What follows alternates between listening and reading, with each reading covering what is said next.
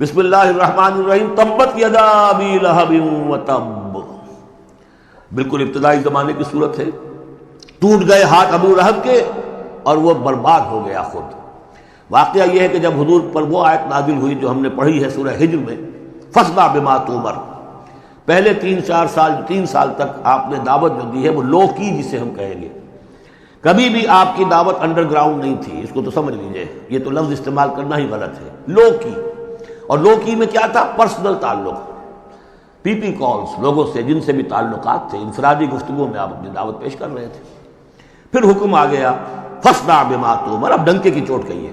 تو آپ کھڑے ہوئے کوہ صفا پر، آپ نے نعرہ لگایا وا صباحا، یہ وہاں کا دستور تھا، تفصیل سے میں یہ بیان کر چکا ہوں، سارا واقعہ بیان نہیں کر سکتا۔ تو اس وقت لوگ لپک کر آئے اور ابو لہب بھی آیا، آپ کا چچا۔ جب حضور نے وہاں اپنی دعوت پیش کی تو اس نے کہا تبا لک لہذا جمعتنا، ہم سمجھے تھے کوئی بڑی اہم بات تم نے بتانی ہوگی تو ہمیں بلایا ہے، ہم پہنچ گئے ہیں اور تم نے ہمیں اس کام کے لیے جمع کیا تھا، تو تمہارے ہاتھ ٹوٹ جائیں۔ معاذ اللہ ثم معاذ اللہ، نقل کفر نہ باشد۔ چونکہ حضور بنو ہاشم کو 2 دفعہ گھر بلا کر کھانا کھلا چکے تھے، تو اسے تو معلوم تھا یہ دعوت کیا تھی، لیکن یہ جو طریقہ آپ نے اختیار کیا تھا وہ تھا جیسا کہ وہاں پر عام الارم کے طور پر ہوتا تھا کہ کوئی فوج کی خبر آئے، کوئی فوج حملہ آور ہونے والی ہے، تو جس شخص کے پاس بھی وہ خبر پہنچ جائے وہ کپڑے اتار کے مادر ذات برہنہ ہو کر کسی اونچے مقام پر کھڑا ہو کر نعرہ مارتا تھا وا صباحا، ہائے وہ صبح جو آنے والی ہے، غارت گری والی صبح۔ تب لوگ سب دوڑتے تھے، جہاں تک آواز پہنچ گئی، جہاں تک نگاہ دیکھ رہی ہے کہ ننگا کھڑا ہوا ہے ایک آدمی اونچائی کے اوپر، دوڑتے تھے لوگ کہ کیا خبر ہے اس کے پاس۔ حضور معاذ اللہ ننگے ہونے کا کوئی سوال نہیں تھا، لیکن آپ نے آدھی بات ان کی اختیار کر لی جس کے اندر کوئی قباحت نہیں ہے، کہ آپ کھڑے ہوئے اور آپ نے وا صباحا کا نعرہ لگایا۔ وہ صبح قیامت کی خبر دے رہے ہیں، وہ خبر دیتے تھے جو صبح ہوتی تھی غارت گری کی، دشمن آ کر حملہ کرے گا، لیکن وہ بھی تو صبح قیامت ہے۔ بات کوئی تو ہنسی کی نکلے، خندہ صبح قیامت ہی صحیح، صبح قیامت بھی تو ہے نا آخر۔ تو اس نے کہا آپ تمہارے ہاتھ ٹوٹ جائیں، تم نے اس کام کے لیے بلایا تھا۔ تو فرمایا تبت یدا ابی لہب وتب، اے نبی جیسے آپ کے دشمن جنہوں نے آپ کو کہا کہ اس کی تو دم ہی کٹ گئی، وہ ہوں گے جن کی دمیں کٹ جائیں گی، جن کا نام لیوا کوئی نہیں رہے گا۔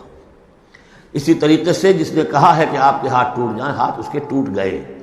یہ تو چند سال کے بعد کی بات ہے، لیکن حقیقت میں عالم غیب میں تو اس کے ہاتھ کٹ چکے ہیں، وہ تب اور وہ برباد ہو چکا ہے۔ ما اغنی عنہ مالہ وما کسب، کچھ کام نہیں آئے گی نہ اس کا یہ مال اور نہ وہ کمائی جو اس نے کی ہے ساری عمر اور جمع کیا ہے۔ سیصلی نارا ذات لہب، وہ جھونکا جائے گا آگ میں جو بھڑکتی ہوئی آگ ہے۔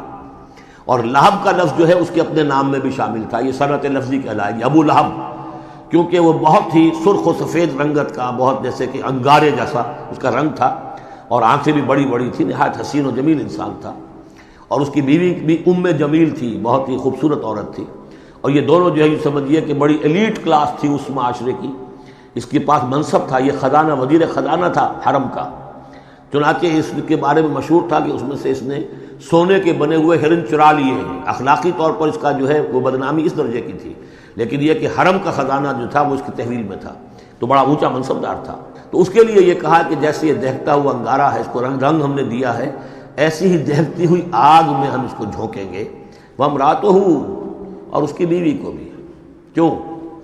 یہ بھی اتنی ہی دشمن تھی حضور کی جتنا کہ ابو لہب دشمن تھا حضور کا، بلکہ یہ کہنا مشکل ہے کہ بیوی زیادہ دشمن تھی یا یہ کہ یہ شوہر زیادہ دشمن تھا، دونوں۔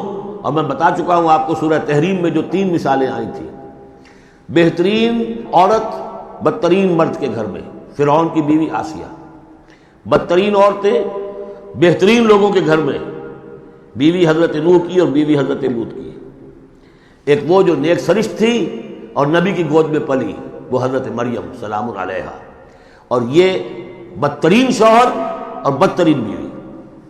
وامرأتہ حمالۃ الحطب، جو اٹھانے والی ہوگی ایندھن کو۔ عام طور پر لوگ سمجھتے ہیں کہ وہ بخیل تھی، وہ ایندھن لے کے آیا کرتی تھی، یہ بات نہیں تھی، وہ بڑی اس معاشرے کی جو ہے وہ بڑی، جس کو آپ فرسٹ لیڈی کہتے ہیں، اس طرح کی خاتون تھی۔ اصل مطلب یہ ہے کہ یہ اس وقت جو حرکتیں کر رہی ہے یہ اپنے شوہر کے آگ کے گڑھے کو اور بھڑکانے کے لیے ایندھن لا رہی ہے۔ فی جیدہا حبل من مسد، اس کے گلے میں جو یہ ہار پڑا ہوا ہے موتیوں کا، حقیقت میں یہ اس رسی کے مانند ہے جس رسی کے اوپر یہ اب جائے گی آخرت کے اندر، تو وہ لا کر ایندھن اسے باندھ کر، اور جہاں شوہر جل رہا ہوگا وہاں پہ اس کو ڈالے گی اور دہکائے گی اس آگ کو۔ یہ ہے مراد اس سے کہ در حقیقت وہ اٹھائے گی وہاں حطب لکڑیاں، اور فی جیدہا حبل من مسد، اس کے گلے کے اندر یہ جو ہار ہے یہی اس کی رسی بن جائے گا۔ بارک اللہ لی ولکم فی القرآن العظیم ونفعنی وإیاکم بالآیات والذکر الحکیم۔